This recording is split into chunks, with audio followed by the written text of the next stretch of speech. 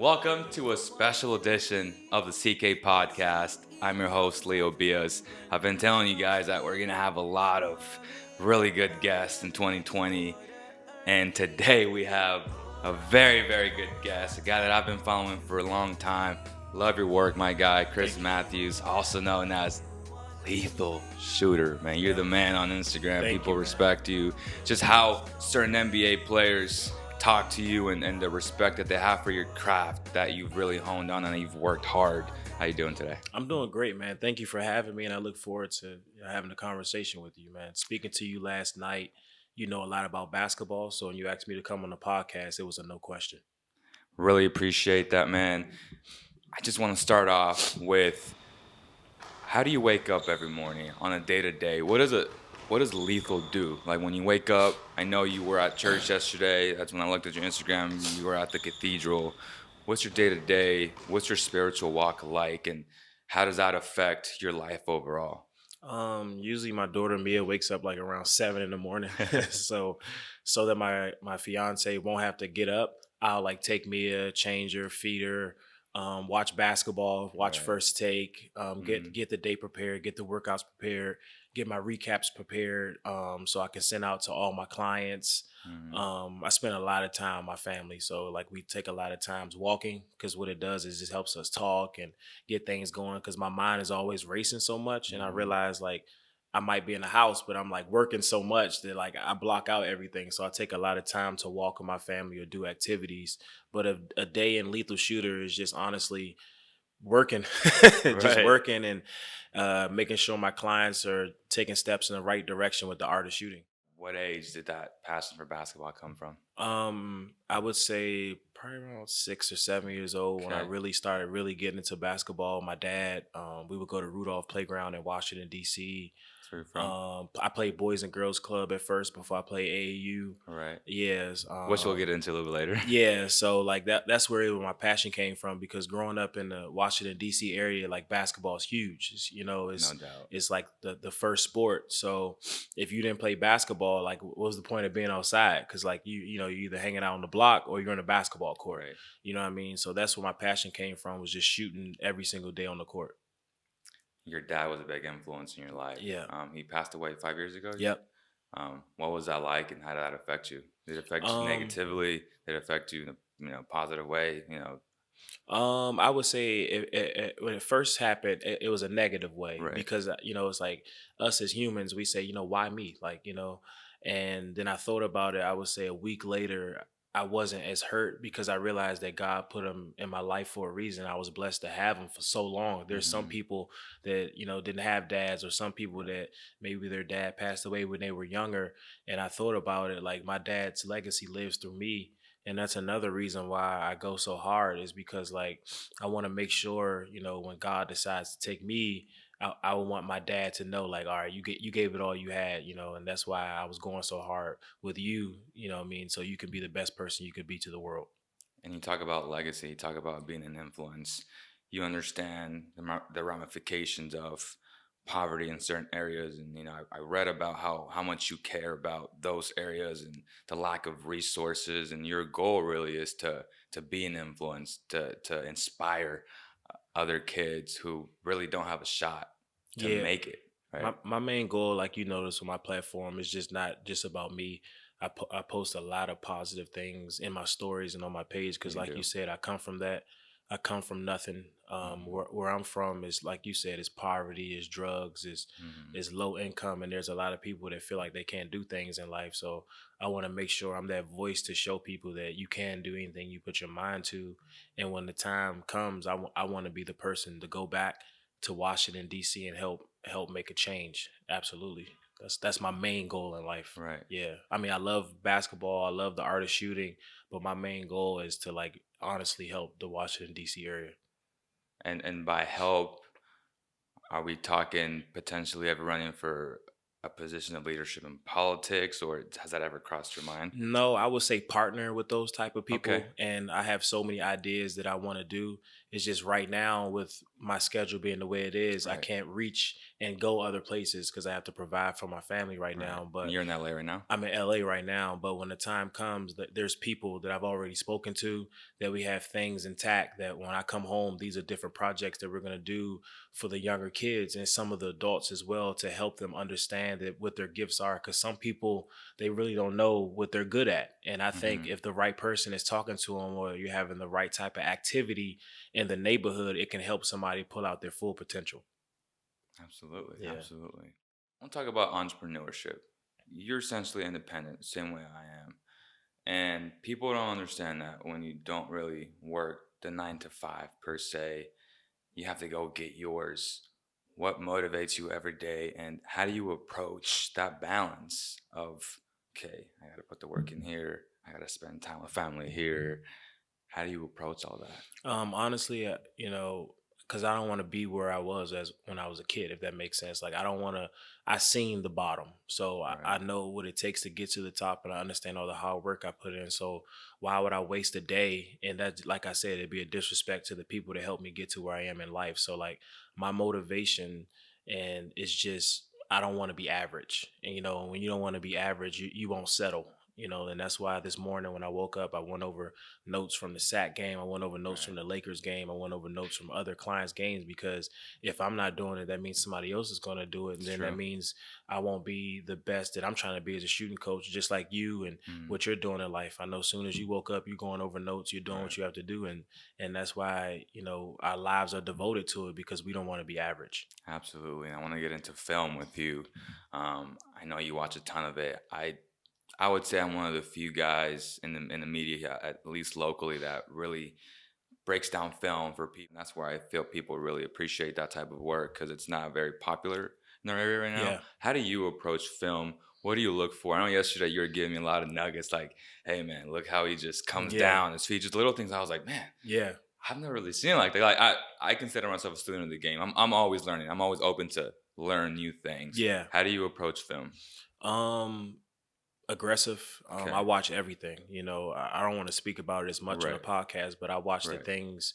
If you hire me to help you with shooting, it's not just on the court. I Right. watch millions and millions, Habits, so tendencies. much stuff. And like a good example is what me and you spoke about Yeah. yesterday, which I'm not going to speak about. Right. People don't notice that. You know what I mean? Right. And that's huge. And which Right. which you've noticed with that player yesterday, I think he might only hit one shot because of that type of issue that Right. he's just having right now. Little things, right? Exactly. So I just feel like it helps me just have an edge, and I Right. and when I was younger, I hated film, because I played at Washington State and I played at St. Bonaventure, and Coach Tony and Coach Schmidt used to Right. always make us watch film. So when I'm watching film, all I could think about is when I used to be in the film room, and my Right. coaches are drilling me like, you see in this play, and we told Yeah. you not to do this and do that, and I'm just like, and I used to fall asleep in the film room. Yeah, Really? and I used to have to run suicides because I just didn't like it. But now, and as I got older, I realized like How it important. just helps you. It just makes everything easier. If you study somebody and you're studying their tendencies, that's how you can stop them, or that's how you can help them. So that's why I'm so aggressive with my film, and that's why with my clients, I show them the positive and the negative, and we fix it and say this is why we fix it, so they can see it with their own eyes. At what point do you figure out or see that every guy has a different personality? If you know a guy is a little bit more sensitive, do you still approach him the same way? Like you have your style and that's how you're gonna do it. Like I'm gonna point out the bad and point out the good. Or are there guys that you have to talk to differently? Is that your type? Do you have to read somebody, or are you just lethal? Like this is the way I am. If you're gonna work with me, this is how we're gonna do it. Yeah, well, I have a different type of approach with my Okay. coaching. You would say somebody like Phil Jackson. Did he did Right. he coach MJ and Kobe and Craig Right. Hodges all the same? No, Yeah. and the best people in life know how to reach different people in life, and that's why I feel like I'm able to do what I do, because like I speak about, like I come Mm, from nothing, so I know how to speak to certain people. I okay. know how to speak to middle class. I know how to speak to the rich. I know how to speak to the homeless. I know. Right. So when it comes to coaching, I know how to speak to you that you will understand it, because there's certain sayings that I might say to Billy, who's from Wisconsin, and there's certain sayings I might say to Tony that's from Arkansas or something Right. like that. So like absolutely, there's different type of philosophies that I use. I study a person for weeks before I train them, so I can understand what I'm getting myself into, and to Right. make sure I have a good connection with them. I want to transition into NBA talk. Coming into the season, there were a lot of storylines. Right. Have they lived up to your expectations? No Warriors, no Durant, so it was wide open. I mean, have they lived up to your expectations? I feel like honestly, this NBA season has been okay so. I feel like the how do I explain this? If I had a son and my son was 10 years old and I wanted him to be the best player I wanted him to be, I probably wouldn't let him watch NBA basketball. I would make him watch college Okay. basketball and I would make him watch European basketball. Right. I wouldn't even let him watch high school basketball because now some of the high school games are starting to turn into like just playground Yes. basketball. And even with the NBA is one of the best. It's the best league in the world, Right. but the lack of some IQs is just it's just not good. And what happens is kids see certain things and think that's right. That's You what we know, see here at yeah, 24. They want to emulate those things, chuck up shots, think of Steph Curry, not yeah, work on the fundamentals, and then you're like, bro, play yeah, a pick and roll, set a screen. That goes out the window and it's very frustrating. Yeah, you yeah. got it. Well, I haven't really studied the Kings basketball that much to have a saying to that, but I feel like And I was just talking about 24-hour fitness oh, basketball. the 24 hour. Like all these kids that just grow up are Yeah, just they think they're Steph. And yeah, the thing is, like I mean, he's been a blessing to the game. He's right, changed the game, right, but he honed his fundamentals right, and he perfected them. Then he right, started working on what makes him Steph. right. And like you said, these kids don't see that. I think a great example is people like you say they look at Steph chuck these type of shots, but Steph has been learning how to shoot since he was probably 5 from his Right. dad. And going back to what you were saying is just like this NBA season. I think the ratings are low just because certain people are out. We know if Yes. Kevin Durant was playing, Steph Curry was playing, Klay Thompson, Kyrie. Kyrie, Zion, That would have the bled. ratings would be out of the moon, Right. and with LaMelo coming in next year and Oh certain type man, of players can't wait. coming, the NBA is going to be remarkable. I think the NBA is in good hands, Hmm. especially with the way LeBron is just the way he's playing right now is just remarkable at his age. So what's Insane. that showing is a lot of players, if you take care of yourself and invest in your body and invest your money in the right things, you can be a professional for a long time instead of buying jewelry and buying unnecessary things. Why not invest in somebody that's going to help work on your body, or invest in somebody that's going to help you dribble and shoot the basketball or get stronger? Right. And I think he's just a great testimony of that. Vince Carter, he's 42 dunking He backwards. was here just two Yeah, years ago, yeah, and I was like, well, that's Vince Carter, yeah, and he's still more athletic than most of the young cats. I absolutely. was like, what? It's remarkable because it just shows what he does on his downtime. There's no way Vince Carter is jumping like that and he's at the club. There's no way that Vince Carter is jumping like that and he's like not doing the right things every single day and the preparation it takes to be one of the best leapers. I would maybe ever, because Ever? Dominique Wilkins was a better dunker to me than Yeah. Vince, but I don't think he played to 42. No. Yeah, I don't think he 'Cause played I to don't think he took 42. care of his body the way The Vince did. the Vince is doing a remarkable job. Right. Yeah. And I want to kind of transition to the whole AU European style of basketball. Like you said, it's playground right now. All we see is House of Highlights and all the other media outlets put up dunks about the kids Yeah. and all the threes, the step backs, but they're not showing the 7 missed step backs that they missed. Mhm. They're just catering to their strengths and highlighting that they're amazing players, which I'm sure they are. Mhm.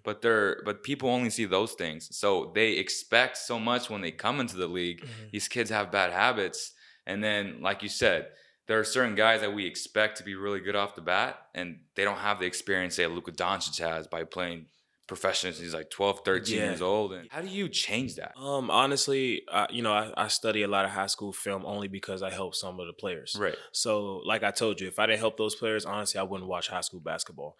The one thing I do see now, what's going on in society, I would say, with Mhm. social media, the kids aren't really looking to play basketball. They're just looking for that highlight, And Yes. a great example is I went to a game and the kids' team was losing by like 30. But the biggest platforms posted him making a dunk on a person. I mean, he dunked on him crazy, but his team was down 30. They didn't show the score, and the other person on the opposing team that's a nobody had like 37. You know what I mean? So God. I just feel like honestly, I love social media because Right. social media Has is opened helping doors for all of is us. helping the world go Yeah. around. I just feel like I think with certain social media outlets, we shouldn't praise highlights so much as far as, if somebody falls. Like if somebody falls, cool, they got to make the shot and Yes. their team Had needs to to be win. winning. Yeah. So I feel like in today's society, if you're playing high school basketball and you want to make it, like, make it to a college or something like that, I would say play basketball the right way. Learn fundamentals. Kids aren't Right. even doing fundamentals anymore. How many kids do you see now get the basketball, take their time, jab, throw the ball, do a hard cut? You don't see it much because No. kids are standing around and everybody's cool. Yeah. Some of the kids now, and it's hard to speak to them because if you're 14 years old with 200,000 followers or something like that, and you're known as the killer crossover, who can tell you anything? But the great example is this: a lot of kids are getting rude awakenings when they get to college. So Yes. unfortunately, they get to a coach who's like, I don't care who Yeah. you are. Exactly. You need to play in this Period. system. If you don't play in this system, you can The go back Tom home. Izzo's, the Y- color. Yeah, You the got. Calipari's, and I just want a lot of kids to understand, if you really want to make it in life, you got to play basketball the right way. I say it on my page, but kids make fun of me. Lethal, shut up. You're talking stupid. Yeah. But I just want kids to understand, when I was coming up, because I played, Kevin Durant was on my high school team. We used to go like slam dunk to the beach, like the big deal tournaments, Wow. like in these tournaments, it wasn't about no highlight. We needed to score points and play defense. Because if you were playing for a highlight back then, you'll lose by 40.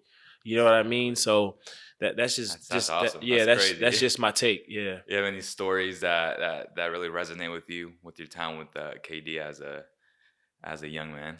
Um Anything that stands out? when me and KD played on the same high school team, he was there for a year and a half.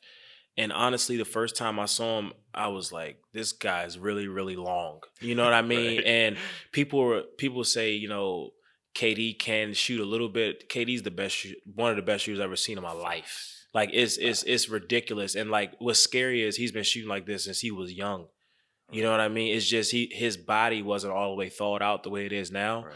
and it was just remarkable to see him where he is now, because he comes from the same where I come from. Like there's nothing in the DMV area. When I say nothing, there's pockets just like everywhere that has Sure. the rich in the middle, but Yeah. like he comes from nothing. He Right. came from the bottom, and to see him where he is in life now, it just makes me happy, because a lot of people don't make it out of where we made it from, and I'm just extremely happy for him.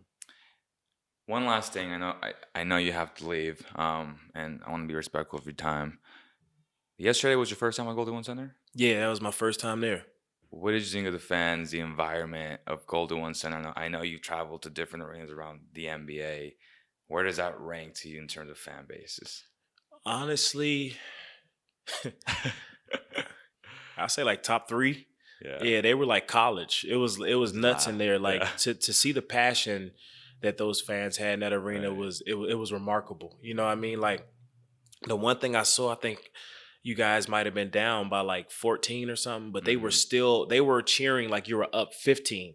You know what I mean? That just shows what Sacramento is all about. I'm not a I don't jump teams, but when I Right. was a fan of Sacramento, I was a kid. So you guys had like Bibby, Golden era. Jason Witt, like you guys had like it C was Web, Page see the it was Bobby. those guys, yeah. So Yeah. like when I was a kid, I would always watch it on TV. You know what I mean? And I was like, golly, it's crazy in They there. were Showtime. Yeah, it was like Yeah, prime time it basketball. was. You know Yeah. what I'm saying? When I was coming up. So like when I went into that arena, I was like, yeah, it is what it is. But when it started getting crazy in there, I said, dang, this feels like the playoffs when I was a kid, and I used to Right. watch these games. So I On can NBC. on Remember NBC, that? yeah. So I said I could see why, Sacramento is an NBA area. This is a great place to play No basketball. question, man. One last thing. What type of projects are you working on right now? Things in the community that Mm-hmm. you want to talk about? So my biggest goal right now, there's issues like I said going in DC. I'm not in DC, but I'm helping with projects on the back end. There's about 3 or 4 people that's helping me, and they're doing the work, if that makes sense. Hmm. And we're trying to like, a great example is we're gonna do like a picnic, and the picnic is gonna have food and blah blah blah. People in the community come to the picnic, right? So let's say like Tony comes to the picnic, but he doesn't have a job, right? So what do you do well, Tony? Oh, I'm a plumber. Okay. How long have you been plumbing? Well, I used to plumb, I was a plumber back in Right. 2002 to 2007. You know what I mean? So, all right, well, we have 5 companies in our area. that you can be a volunteer for, and if you are good at it, you can Right. get the job. You know what I mean? So we want to just help different people in the community get jobs. And I feel like the projects that I've been helping with in the DC area on the back end, they've been doing great. I mean, this is not something big to a lot of people, but we're trying to make like Go Go the official music of DC. I partner with Jonathan McNair and Mr. McDuffie, and we are just trying to keep the culture. Because the one thing that a lot of cities are doing now, they're trying to take away the culture that built the city. You know what I mean? And that's what happens Right. with money. When you have money, you can push a culture out and people will Yes. forget about it. Just like in civilization, what different people have done to different Right. civilizations. So I'm just trying to keep that culture in DC with go-go music. But by doing that, we have to change the people, and that means, giving them job opportunities, which is first. It's not just book bag drives and giving out notepads and giving out bikes and taking pictures. It's about really getting dirty in the neighborhoods. And I came up with another idea where like once a week in the areas that have like the highest crime rate, have like community walks. You know what I mean? So like every Wednesday or Thursday, everybody gets a flashlight Things you can do to make a right. difference. And from like 7:30 to 8:30, it's always a community walk where people are walking with their flashlights, just letting people know like this is our neighborhood. You get where I'm coming from? And Right. these are things that, Really you good know, ideas. these I think these are we can implement here yeah, inside too. and these are things that we can do. Like if you do a community walk every Wednesday, you like, who are you? Oh, I live on the back street. Oh, okay, well, I do. Oh, what do you do? Oh, I do this. Oh, well, take my card and different things like that. And that's what certain communities don't do if they don't know. You know what I mean? Right. So it's a lot of big projects going down, and I look forward to it. And having great conversations with it's another artist. His name is IDK. Okay. We met about 2 weeks ago to go over some things that we're gonna do in about a year and a half. It takes a year and a half. So we're going to do like a festival in the DC area. And the festival isn't going to be just like bringing rappers. It's about unity. It's about positive vibes. Like, you know what I mean? And I just feel like right now in the big cities that the most crime is going on, Mm-hmm. there's nothing really to help it. Like there's nothing really helping the system. It's so many young Right. people Right. dying, and Scary. and we can stop it by implying different things. We, instead of filling up prisons, we need to fill up more libraries. You know what I mean? Instead of filling up prisons, we need to fill up more people getting job opportunities. So that's what I'm all about. Real quick about prisons. Did you catch that the Kings went to the Folsom prison recently? Can you tell Yeah, I us about mean, that? the one thing I respect about your owner, he understands everything, and I have a Right. high standard for him because he's an amazing guy. I don't He know him really is. personally, but I see Yeah. what he does on the back end, and if we can get more owners to understand, doing things for the prisons and doing things for people that don't have it, it comes Yes. back for you. It comes back to you. You know what I Yes. mean? And I just feel like organizations, it's not their job, but it's like we need to do more of that. You know Yes. what I mean? Because there's somebody in prison. Maybe that day he was going to commit suicide, but he comes out and he sees daggone De'Aaron Fox. Oh my God, what are you doing here? You know what I Right. mean? So now you just helped somebody that might be doing 50, 60 years. That 1 minute of talking to him can inspire him the rest of his Exactly. life to do something to change his life. So I have a lot of respect for your owner, Right. and I just feel like more owners in the NBA need to do more. Another owner I have respect for is Mark Cuban as well. Oh, he's You know amazing. what I mean? He's He's an amazing. he's an amazing guy, and I just feel like more owners need to do that to help the communities. And one last thing, if you had a message for the youth today and for future generations, what would that message be? Um, Stay consistent. Don't be in a rush. Don't allow social media to put you in a rush. Use social media. Don't let social media use you. I didn't grow up in the social media era, so I Mm-hmm. know how hard it is. Not Mm-hmm. saying people that grew up in it don't Right. have it hard, but like if I had social media the way I was shooting when I was younger, it would be a different story. You know what I mean? But You'd be it, LaMelo Ball essentially. yeah, it would Like it that would it would popularity it would have level's been insane. it would have been amazing because it's a blessing from God that we have social media, but just make sure you don't allow it to manifest you to just feel like I gotta do this now. I gotta do this. I gotta do this. No, just relax your mind and trust in your process. It doesn't matter what religion you are, Christian, Jew, whatever, pray every single Mhm. day and always help the next person. You know what I mean? Helping the next person doesn't mean always giving them money. Yep. Like that means you may be having a talk with somebody. Maybe if you see a homeless person sit, hey man, how you doing? Oh, what's going on? What's your name? Blah blah blah, and don't be rude to people. You know what I mean? I see a lot of people, like just negative and angry, and and different people have reasons to be angry because Yes. where I come from, I understand that. But if you see somebody having a bad day, take 2 minutes to talk to them. You know what I mean? And just make sure you do what you can to help change the world, because I feel like right now we need a lot of love, because there's other things going on the So back much end that negativity, they're man. trying to do everything they can to bring negativity in the world. And I Yes. feel like us, the people, if we stay together and bring positivity and understand that your color doesn't matter, your religion doesn't matter, what shoes you're wearing doesn't matter, Right. what matters is how you treat others, then I think the world will be great. And I just feel like that's what can help all of us become great in life. Couldn't say it any better. Yeah. Thank you so much, Lethal, for Yeah. coming on, spending Thank you some for time having with me. you, man. Means a lot to all of us.